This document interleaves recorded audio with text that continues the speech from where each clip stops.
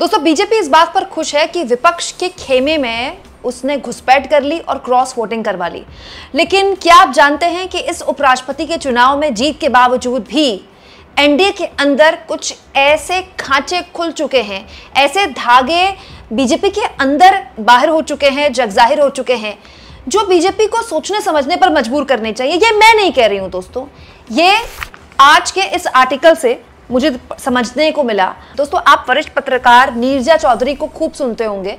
Neerja Chaudhary Indian express में columns लिखती रहती हैं, अंग्रेजी और हिंदी की बहुत ही वरिष्ठ पत्रकार हैं।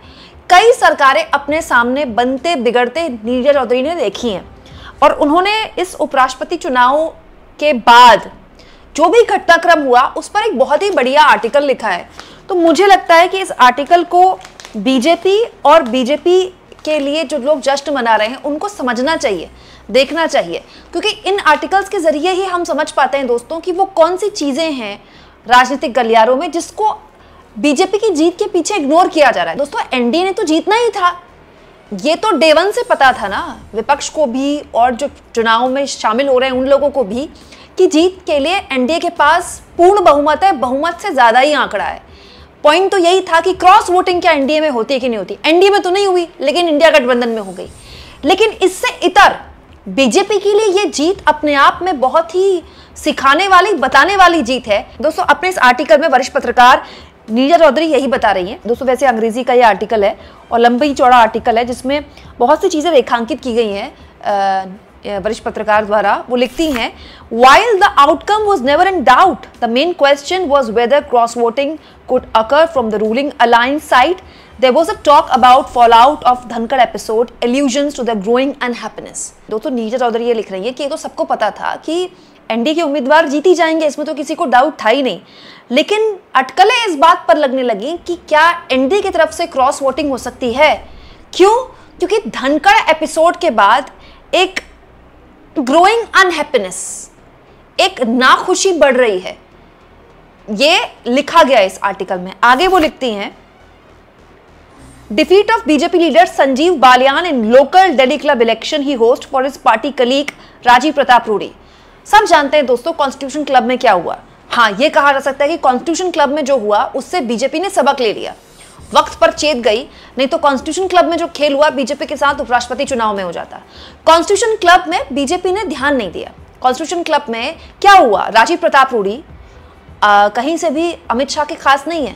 अमित शाह के खास निशिकांत दुबे ने संजीव बालियान को अपना समर्थन दिया, प्रचार किया, लेकिन हुआ क्या, उसके बाद बीजेपी के ही सांसद राजीव प्रताप रूडी ने संजीव बालियान को हरा दिया। राजीव प्रताप रूडी खूब इंटरव्यूज दे रहे हैं, इंटरव्यू पे इंटरव्यू दे रहे हैं और निशिकांत दुबे को मतलब गजब तरीके से वो सार्वजनिक तौर पर उनकी आलोचना कर रहे हैं, खुले तौर पर कह रहे हैं कि ये वो लोग हैं जो संसद को अपने शो की तरह चलाते हैं, अपने हिसाब से चलाते हैं संसद। ये इस तरह का घमंड है लोगों में। ये बात दोस्तों राजीव प्रताप रूडी ने बोली है निशिकांत दुबे के लिए, और ये बात यहाँ पर कॉन्स्टिट्यूशन क्लब की हार को जो नीरजा चौधरी हैं उन्होंने कोट भी किया है। दोस्तों आगे एक और बहुत इंपॉर्टेंट बात जो कि नीरजा चौधरी ने लिखी है, जो उसके बारे में बहुत चर्चा हो रही है, क्रॉस वोटिंग। तो यहां पर लिखा गया है, cross voting in VP election in the past was not unusual even in 1997 election when the government was probably the weakest ever coalition arrangement under I.K. Gujral, Krishnakant of Janata Dal was elected to the post। Cross voting जो है ये बहुत सामान्य बात है vice president के चुनाव में। तब जब I.K. गुजराल की सरकार थी 1997 में, बहुत स्ट्रॉन्ग सरकार नहीं थी, वो बहुत वीक सरकार थी, कमजोर सरकार थी, गठबंधन की सरकार थी। उस वक्त भी आराम से क्रॉस वोटिंग हो गई। दोस्तों ये बात नीरजा चौधरी बता रही है। तो क्रॉस वोटिंग तो उपराष्ट्रपति चुनाव में होती रही है। हाँ, इस बात को लेकर चर्चा थी कि इस बार एनडीए में हो जाएगी, वो नहीं हुई, इंडिया गठबंधन में हो गई। दोस्तों आगे ये लिखती हैं, any cross voting from BJP would have signalled the weakening of party leadership hold over the organisation in government.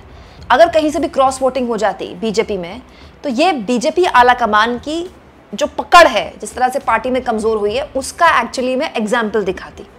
आगे लिखती हैं, the government is navigating a difficult situation with US president Donald Trump targeting the country with high tariff. मतलब इस वक्त धनखड़ के resignation के बाद जब ये सरकार मुश्किल में आई थी, तो दूसरी बड़ी मुश्किल जो इस सरकार के सामने आई वो ट्रंप का भारत पर टैरिफ लगाना, और अभी तक वो टैरिफ हटाना नहीं है। हालांकि ये बात सही है कि ट्रंप ने आज फिर एक बयान दिया है जिस पर वो एक तरह से आगे संबंध सुधारने की बात कर रहे हैं, फिर मोदी ने उसको रिप्लाई भी किया है। अब ऐसा लग रहा है कि जो भारत और अमेरिका के बीच में ट्रेड डील को लेकर ठंडे बस्ते में बात चली गई थी, फिर से शुरू हो गई है, ऐसा लग रहा है, क्योंकि दोनों नेता बड़ी अच्छी मीठी मीठी बातें कर रहे हैं। हालांकि ट्रंप तो भारत को लेकर लगातार कुछ जो मन में आया वो बोल देते हैं, उनको कोई कंट्रोल नहीं है। लेकिन ये बात भी सच है कि ट्रंप का लगातार बोलना, उनके रहते भारत पर टैरिफ लगाना, ये बहुत सी चीज़ें हैं जो मोदी रिजीम झेल रहा है।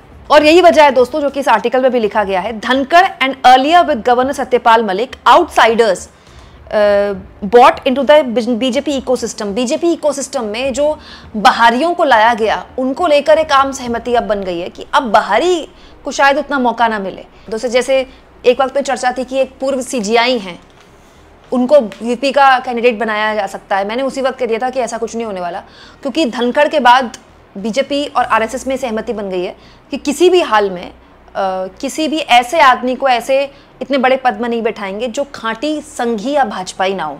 हालांकि यहाँ पर वरिष्ठ पत्रकार नीचा चौधरी लिखती भी हैं कि असली जो चुनौती होने वाली है वो ये होने वाली है कि जो राधाकृष्णन हैं वो राज्यसभा कैसे चलाते हैं। अच्छा, दिलचस्प एक चीज़ मैं आपको और बताती हूँ दोस्तों, इसके बारे में बहुत कम चर्चा हो रही है। दोस्तों, एक खांटी संघी को वीपी बनाया गया है। मतलब आज से 11 साल पहले हम ये नहीं सोच सकते थे, लेकिन अभी ये हो रहा है। आरएसएस ने अपने कैंडिडेट को वीपी बना दिया, तो ये जो नए वीपी होंगे सीपी राधाकृष्णन, वो धनखड़ तो बिल्कुल भी नहीं होने वाले।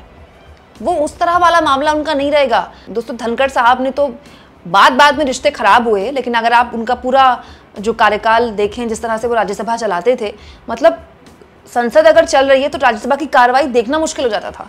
वो इतना टोकते थे विपक्ष के लोगों को, इतना टोकते थे कि अगर कोई विपक्ष का नेता बोल रहा है तो वो 5 बार टोकेंगे उसको, और सत्ता पक्ष का बोल रहा है तो पहली बात तो उनको मौका ही नहीं देते थे, वो खुद ही सब बोल देते थे सत्ता पक्ष की तरफ से। और अगर सत्ता पक्ष की तरफ से कोई बोल रहा है तो फिर कोई बीच में इंटरप्शन नहीं होती थी। मैं ये नहीं कह रही हूँ कि सीपी राधाकृष्णन वो नहीं करेंगे, क्योंकि वो हैं तो पॉलिटिशियन ही ना, और जाहिर तौर पर बीजेपी उनको पीपी बना रही है तो बीजेपी के हित में ही वो काम करेंगे ना, यही तो काम है उनका। बट पॉइंट ये है कि एक आरएसएस का एक खांटी संघी वीपी बन रहा है, ये अपने आप में संकेत है कि आरएसएस कितना मजबूत होकर आया है। आप देखिए, सोचिए, आरएसएस ने अपना वीपी बना दिया, अब आरएसएस अड़ा हुआ है कि आपको राष्ट्रीय अध्यक्ष भी जल्द से जल्द नियुक्त करना होगा, और उसमें भी आरएसएस साफ कह रहा है कि हमको यस मैन नहीं चाहिए, हमको हमारे आदमी चाहिए। ये बताता है कि मतलब सिर्फ मोदी का लाल किले की प्राचीर से आरएसएस की तारीफ करना और संघ मुख्यालय जाना बात यहाँ तक की नहीं है, बात बहुत आगे तक की है। और यही एक्चुअली में चिंता होनी चाहिए बीजेपी के लिए। बहुत सी चीज़ें हैं जो इस चुनाव में हुई हैं, लेकिन दोस्तों ये तो सच है कि चुनाव से ठीक पहले नारा लोकेश की पीएम मोदी से मुलाकात हुई, वो दिल्ली आए। और ये भी सच है कि चंद्रबाबू नायडू हर महीने 2 महीने में वो दिल्ली आते हैं, और इस वक्त चंद्रबाबू नायडू सुनने में आता है कि किसी मंत्रालय में अगर नायडू का कोई या आंध्र प्रदेश का कोई काम चला जाए तो वो रुकता नहीं है। ये क्या बताता है? ये चीज़ें बताती हैं कि बदलती राजनीति में बीजेपी का पूरा डायनेमिक्स कैसे बदला है। आप इस मुद्दे पर क्या सोचते हैं? कमेंट बॉक्स में ज़रूर लिखें, और जितना हो सके दोस्तों चैनल को शेयर भी करें, सब्सक्राइब भी करें, और थैंक्स और ज्वाइन के जरिए आप चैनल को सपोर्ट भी कर सकते हैं।